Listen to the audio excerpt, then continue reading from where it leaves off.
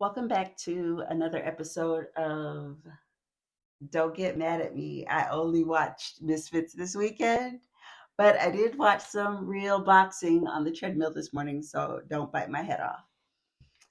So let's get into the mess. I have a question. Why is everyone picking on Keyshawn Davis?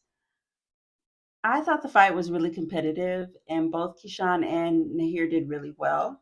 I think the expectations people have for Keyshawn are more than for that he is in his career. I think Top Rank is doing an excellent job moving him, and Nahir Albright was a very good pick for just his 10th fight.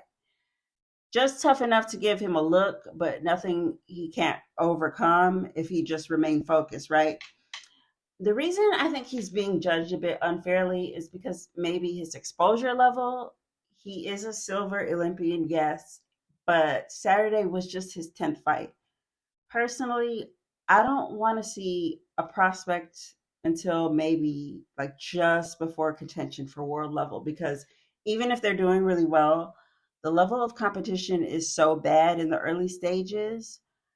Fighters are matched with the random dudes that the promoter just called up on a moment's notice. And those are the kind of fights that are matched in a way just to make the fighter look good. So while I think Keyshawn is a very good fighter, we need to take a step back and just see it for what it is. But anyway, let's talk about these Misfits. My relationship with the Misfits came as a result of being let down by boxing. If you guys recall last year, there was supposed to be a fight. Well, let me not say that. It was rumored to happen and it didn't. Well, the day it was supposed to happen, I ended up going to a Misfits event in Austin. And from that day going forward, I've been Team Misfits. Like when influencer boxing just became a thing, the general talk around it was, can one of the influencers beat a real boxer, right? That was after the like clown show chatter calmed down. Then the talk transitioned to, can one of the influencers actually be good enough or have enough natural talent to compete on the other side of professional boxing? I feel like Salt Poppy, before his losses, was one of those people, and maybe to a lesser extent, Jake Paul. I'm not sure if that will ever happen just because I think doing influencer boxing is probably more lucrative from a financial aspect. I saw on Twitter the event last Saturday sold more pay per views than Tank and Ryan, and that was probably the high. I'm pretty sure the highest grossing real boxing event this year. So for me to decide where I would go, I mean, obviously choice is Misfits. The fights were what they were. There's no real rankings to look at, so the only thing you have to look forward to is when the next fight is. But I will say this concerning Tommy Fury.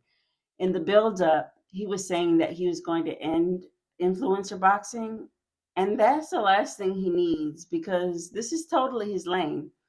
I know the Fury name is big in boxing, but that's all on the back of Tyson. Tommy is Dina and Tyson is Effie. If you don't get the reference, that's okay. But if you know, you know. After that performance on Saturday, I don't see him fighting for any major titles because where he is with his level of skill, it would take him some time to be world level. I'm not 100% sure if he could compete with any of the people right outside the top 10 in his division. So honestly, he just needs to stay doing influencer boxing. He was on Love Island. I didn't see that season. I only watched the season with Ekansu and then the one with the two girls. They were like best friends. I can't remember their names.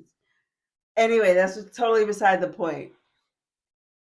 Uh, Influencer boxing, Tommy Fury's the king of it.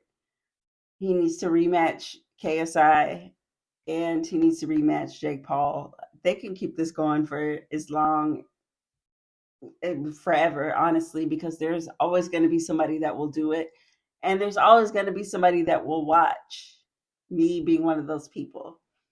But if you made it this far, I truly appreciate you.